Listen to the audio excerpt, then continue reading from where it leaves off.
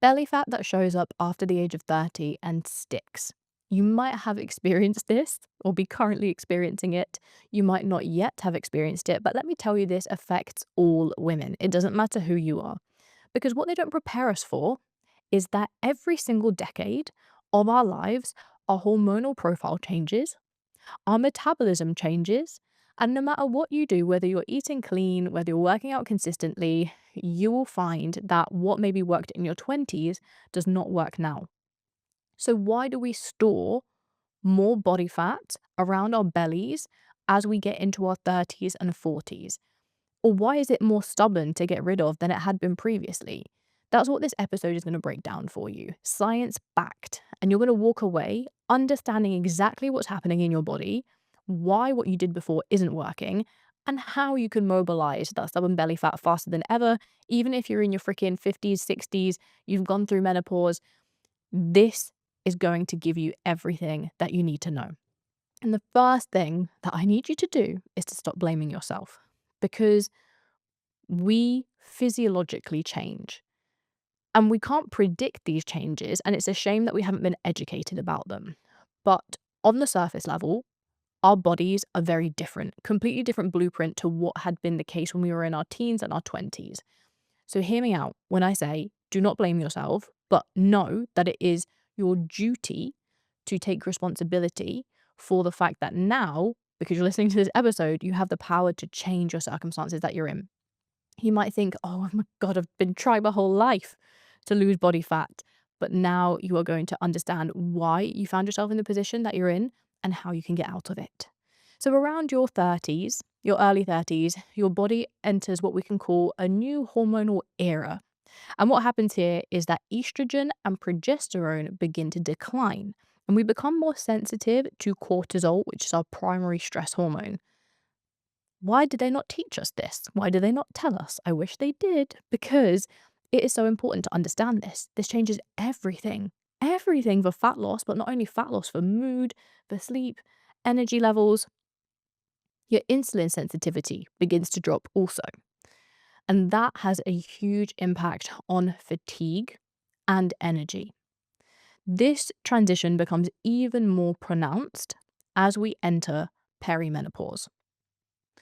When women are starting to see those hormonal changes happen before menopause, not only do we get symptoms that affect our mood, but these side effect or secret symptoms, which we don't really know about, are the fact that it becomes more difficult to lose body fat and we have to change the protocols that we've done previously, which is just don't eat as much or just move however much you can. It's not it's not menopause, but it's the roller coaster that comes before it. And that can be a 10-year long roller coaster. And we don't know when it's going to hit us as well. This is the other thing. We can't have that exact day of, okay, from this point onwards, your estrogen is about to start fluctuating, your progesterone is about to start declining, and that's going to mean that you feel weird. So many women, for years, they will think, what's wrong with me? Like, what's happening? And then one day it clicks and they're like, oh, maybe I'm perimenopausal. Some women don't even understand what that means. This is going to explain it very simply and how that has an effect on your hormones. So during this time, estrogen levels will fluctuate quite unpredictably, sometimes spiking high, sometimes crashing, but progesterone will steadily decline. Now, this imbalance means that it becomes easier to store fat, and I'll get into the science of that later, especially around the belly, and it's harder to lose it, which is not the recipe that we're wanting to feel our fittest, healthiest, and most confident. There are 5 causes of hormonal fat storage. These 5 causes can also come with a very simple solution, beginning with sleep. I always talk about this. If you've listened to a lot of my content regarding hormones and regarding female health, just the most underrated thing for women is sleep. And naturally, that might link to the fact that as maternal beings, we have sleep disrupted for many, many years of our life. But when we can begin to control and improve that sleep as best as we possibly can do, which is possible for anyone and everyone pretty much, we can consistently aim to try and be better at it, whatever phase of our life we are in as a woman. The sleep is something that massively will spike our cortisol if we're not getting enough of it or if we're getting very poor sleep. And when we have chronically high cortisol, what does that mean? It means that from whether it's lack of sleep, on top of caffeine overload, not eating enough, working out too intensely, our blood sugar spikes when we have our stress hormone of cortisol way too high. It causes an indirect effect of blood sugar spiking. And what happens when blood sugar spikes? Spikes insulin. What happens when insulin is high? Your body doesn't burn off the fat, but rather it stores it. And that fat storing mode tends to push more body fat for women if estrogen has spiked or estrogen is high or estrogen is dominant, puts it around the belly. Great. Then cardio, hit workouts on top of that you're trying to do, which is really intense, to lose body fat, continues to feed that cycle of actually spiking your body's stress hormone, spiking blood sugar, spiking insulin, and causing belly fat storage around your midsection. Great. So what do we do? What do we do? Well, we stop overloading on caffeine. We stop thinking that we'll sleep when we're dead. And we really prioritize consistently eating high protein, nutritious meals that have minimally refined and processed high sugar foods because we don't want to cause any extra spiking of our blood sugar levels. You will find that your body has better insulin sensitivity as you naturally become a leaner and more active person. But to get you out of a position where maybe you're already unfit, unhealthy, and have body fat to lose, you have to lose body fat in a way that is respectful and not stressful. Okay. And then after a while, your insulin regulation will be much better. The other effect of the lack of sleep is the effect it has on your hunger hormones. So, ghrelin is the hormone that tells us that we are hungry. Leptin is your fullness hormone. Sleep is where the body does most of what we can call hormonal repair work. So if you're missing out on enough sleep, your hormones become imbalanced. And when we have ghrelin and leptin to be imbalanced with poor blood sugar regulation, this is where we have more of what we can term as cravings. And it is so much more likely that we're like psychologically less resilient to giving into these cravings. You're tired, you're exhausted, you're stressed, you feel wired, you've got so many things to think about, and then your body is screaming at you, I'm hungry, feed me, feed me. If you've got excess body fat, you don't necessarily need to eat that much or have those highly palatable sugary foods, but your body is telling you that. And that sucks because then you overconsume calories, and where does it go? It goes to your belly. This is why sleep is king. And if you fix your sleep and get a good 7 to 9 hours of sleep per night, I promise you, you will see such a huge change in not only your body and how you look, not only your energy levels, but mentally how you think, your cognition, your emotional regulation, all of that improves. That's why I wear a Whoop. Probably the best wearable, the best tracker ever for understanding my sleep quality, my sleep consistency, if I've accumulated any sleep debt. This little tracker that I wear all the time helps me know exactly how my body is responding to sleep that sometimes I think is great, which is not good. Or sometimes sleep, which actually is really good, even if I felt restless, but I had enough time in each stage of my sleep cycle. So when you start understanding your body better, guess what? You feel better, you look better, and you get much better results, but ultimately you're a healthier human. Could you believe, because I can't believe it, that only 7.5% of people that listen to the 1 in a Million podcast are subscribed? Do not be that person. If you value the information that I'm bringing you and you know that it's helping you to become a healthier, more knowledgeable, more confident person, then please hit subscribe and it will teach me what content you love so I can keep bringing you more. When we get into our 30s and 40s, something that can happen is maybe a little bit too much wine and too little protein. Makes sense. At the end of a day that's been difficult, you want to unwind, catch up with your girlfriends, and before we know it, we're over consuming alcohol and we're under consuming protein. We should be getting at least 1 gram per pound of body weight of protein. That's 1 gram per pound of lean body weight. And then we want to make sure that alcohol is rare. There is, from all the studies in the World Health Organization will tell us that there's not really any healthy amount of alcohol to consume. At the end of the day, it's a poison. It's not something that we're meant to have in our bodies. It causes inflammation, it causes cellular damage, and has been linked to so many diseases. So take your health seriously and take your alcohol consumption seriously if you want to look your best. I don't think it should be that way round. I think it should be that you're taking your health seriously, and as a result of that, you look your best. But whatever way you do it, just know that alcohol is going to only cause damage. It's one of those things that, yes, in moderation, you can enjoy sensibly, but does it help you or your hormones or your belly fat storage? No. It's just one of those things that ultimately we know has no positive to it. And you might say, oh, but it benefits my social life. Oh, but it helps me wind down. That might be the case.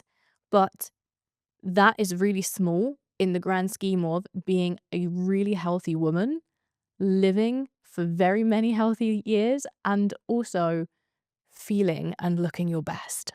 Okay? Just think about what's more important to you. Is it consistently drinking alcohol to numb the stresses of the day? Or is it knowing that inside out, you are a badass, you're healthy, and you are going to live your best years to come? Something to think about there. Low muscle mass.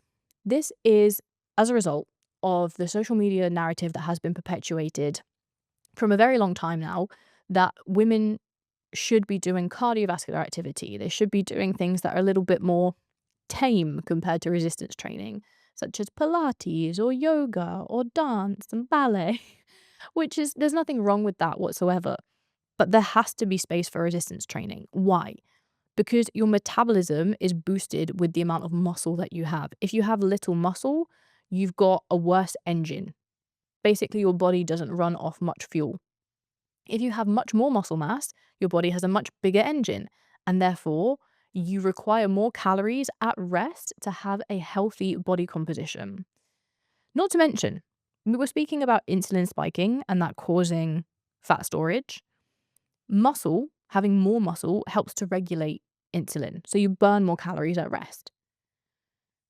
If after 30 you're not actively doing resistance training, which might be the case for many women, not that it should be this way, but this is what happens, especially if they get pregnant and then have had children, they lose muscle mass. If you have gone from resistance training and then for years you do not, or if you've never resistance trained, you've got no muscle mass.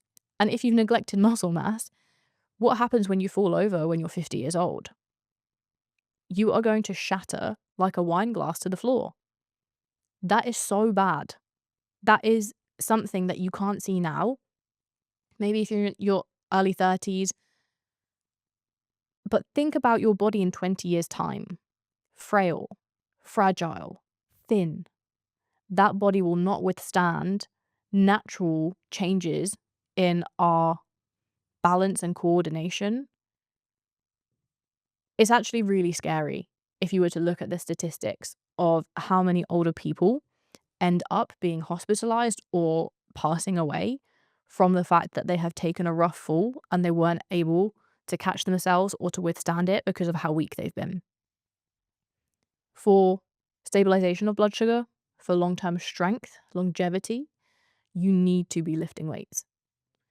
And I'm not talking about like 1 pound dumbbells. I'm not talking about just body weight. I'm talking about eventually getting yourself to the position where you feel comfortable doing maybe home workouts if at this point in time that doesn't feel like something that you would want to do is going to a gym and lift weights, but that you build it up. that you build it up to understanding how to move your body with just body weight first. Then you add in some natural resistance, maybe some bands, maybe a suspension trainer. And then over time, starting to incorporate some resistance, because that genuinely could not only save your life, but add years and years and years onto your life. And I don't think it's strongly spoken about enough how important weight training is. The final factor here that I want to talk about is probably the most important, and stay tuned because there's real science here that you need to understand as to what happens hormonally, and very much so can be preventative for that excess belly fat storage. I just wanted to take a quick moment to interrupt this podcast episode to tell you how we transform every single woman that comes on board and works with us at Team CBM to wake up energized, confident, healthy, and in complete control of their schedule, nutrition, and exercise. And it begins with a very simple discovery call. It's just a strategy call where we get to understand your goals, your struggles, your life that much better, so we know exactly what you need to do, the roadmap to get to where you want to be as efficiently as possible and in a way that's incredibly sustainable. And it means that your results will last forever. Once you begin the process, you will have everything delivered through our custom coaching app, and your tailored, personalized nutrition plans and exercise plans are created to your preferences.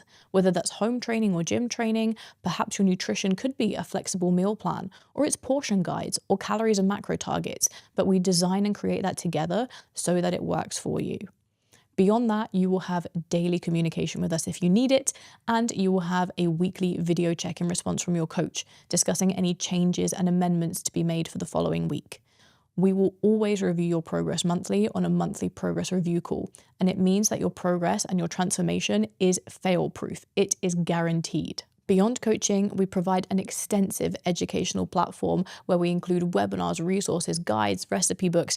Think about the value that you get in this podcast times 100, including our community of incredible women who support each other through every high and low that you could possibly imagine. So if you're interested in finding out more about joining the world's most trusted and comprehensive online coaching company for women, then all you need to do is click in the description box below to book your complimentary discovery call. And we would love to chat more with you about your goals and to get you feeling the happiest and most confident that you will ever feel. Back to the episode. Estrogen is metabolized, broken down, in the liver. These estrogen metabolites, so when estrogen breaks down, it breaks down into 3 parts or components, and they're called metabolites.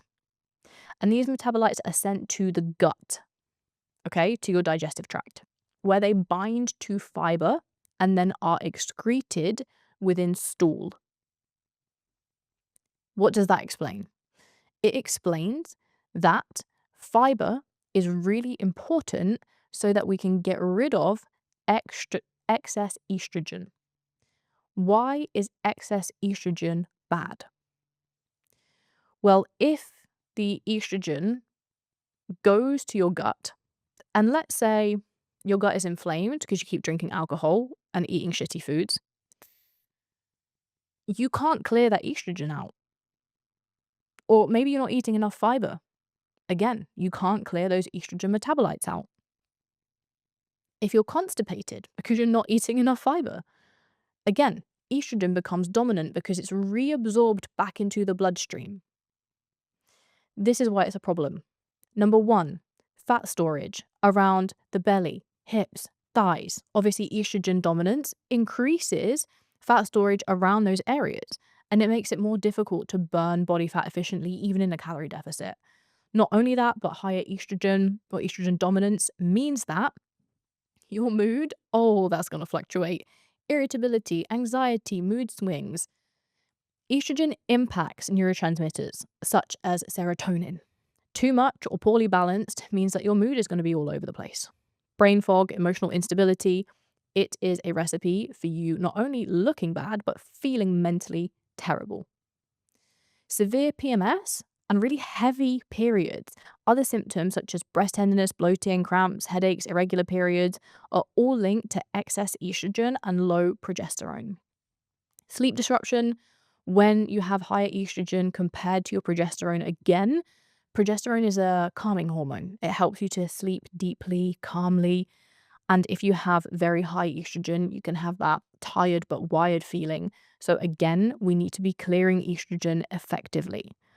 It will increase water retention and it will increase inflammation. That fluid retention means that you feel puffy, inflamed, that you don't feel good within yourself. And finally, most scarily, is the increased risk of health conditions for females.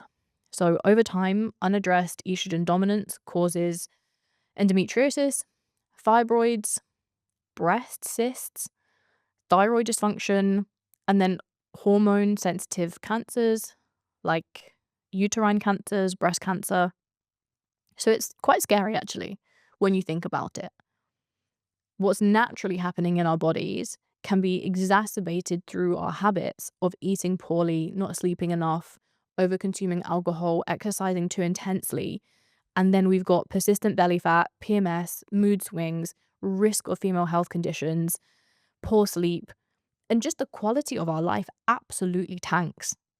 Absolutely tanks. That's how important hormones are, and understanding what our daily habits do to influence those hormones. But then also, how can we support hormonal detoxification through the gut so that our estrogen is not dominant and that we can mitigate spikes in estrogen, as that will naturally start to occur anyway after our 30s, which is eating plenty of fiber. You know, the guidelines are like 25 grams of fiber per day. You could consume a little bit more as long as that's comfortable for you, and a nice mix of soluble and insoluble fiber sources. Staying hydrated, making sure that our body is not in a scarcity mode, because obviously, if we are dehydrated, the body stores more water because it doesn't think water's coming in. But we need extra fluid in order to be able to excrete toxins that don't serve us, and also to be properly hydrated. I highly recommend that you regularly consume electrolytes, maybe put a pinch of salt in your water so that you can get some sodium. But naturally, I would recommend electrolytes because they will balance your minerals so much better so you can stay properly hydrated. Poop daily is one of them. Obviously, we need to excrete those estrogen metabolites through our stool. But if you're not pooping daily, that won't happen. But why are you not pooping daily? Probably because of the other two things that I just mentioned, which is you're not eating enough fiber and you're not drinking enough fluid.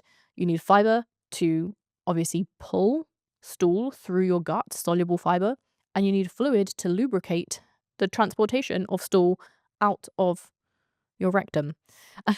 Minimize your processed food and alcohol. Again, processed foods, alcohol causes inflammation in the gut, causes leaky gut, can also contribute to irregular bowel movements. Just eat foods that you know are colorful, rich in protein, will serve you very well for being nutritious and nourishing. If you care about your health, you're going to have to start acting like it. And then finally, adding in some probiotic rich foods. We really need to think of this as important as, let's say 3 to 4 liters of fluid per day, or my 5 a day. Should also be at least once per day you're eating probiotic rich foods. That could be fermented cheeses, that could be fermented soy products, that could be kombucha, miso, tempeh, cheeses, yogurts, live cultures. Like, there are so many different fermented foods. And if you want a list, just type the list into ChatGPT and it will tell you exactly all the different types of probiotic rich foods that you can eat. That's your hormone exit strategy, so that we're naturally clearing estrogen at a better rate, but so that we can make sure that cortisol doesn't spike too much, that we have consistent blood sugar levels, that insulin's not spiking. What do we do? Here's the full breakdown, right? I'm just going to give you a very, very easy to follow list.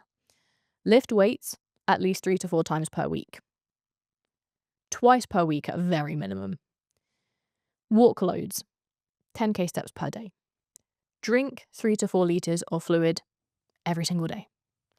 Track your cycle so you actually understand where you're at in your cycle, and you can also then understand which hormone is more dominant. Prioritize your sleep, track it. You can use a Whoop or another form of sleep tracking, even though I think Whoop is the best, so that you guarantee that you're getting enough and good quality sleep. Make sure that you are getting at least 1 gram per pound of lean body weight of protein, and eat plenty of fiber.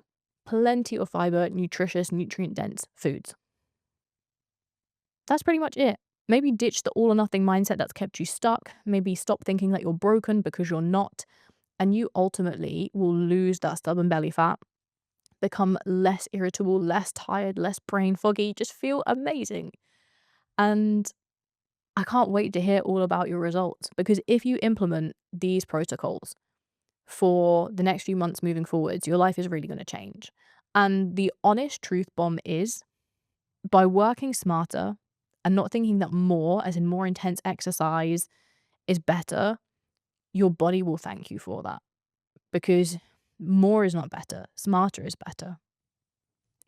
At this point in time, I'm looking for women who want to learn a smarter approach to health, rather than just be given a simple calorie target and a whole intense exercise regime. If you truly want to understand what daily habits you should be doing, how that looks like in terms of your food choices, your portion sizes, the way that you should be exercising for your body, and what that looks like habit based, understanding what you're feeling on a physiological as well as emotional, mental level, and being able to optimize that. If you truly want incredible results, then we're doing a 12-week female habit reset over summer, which is going to teach you everything that you need to know in order to know your body better than ever and start to see these incredible results, which allow you to lose stubborn belly fat, but ultimately to feel happier both inside and out. Once you understand this, you're set for life. You have habits that are going to serve you forever. It's not like a 8 or a 12-week fat loss blitz where you're given a nutrition plan and a training plan and then told, okay, there you go, you've got your fat loss now. And then before you know it, you've gained all the weight back because you don't have a plan anymore. No, this is very much so different. This is very much so something that is going to be something you pass on for generations, because it's the true knowledge and power of understanding your body inside out and serving it as best as possible so you can look and feel your best. So if you're interested, all you need to do is click on the application form in the description box, and I would love to hear about your goals, what you've been struggling with, and if you're the right fit, we very much so might reach out to you and ask you to come join us at Team CBM so that we can take you through our 12-week habit reset. Thank you so much for listening. If you have not already, please like and subscribe if you're listening on YouTube, or leave the episode a rating on Spotify. Catch you in the next one. If you think that episode was valuable, then you definitely need to go and listen to episode 27, Cortisol, the hidden fat loss killer, why women struggle and how to fix it. It is going to blow your mind and make everything moving forwards so much easier for you. Definitely go and give it a listen.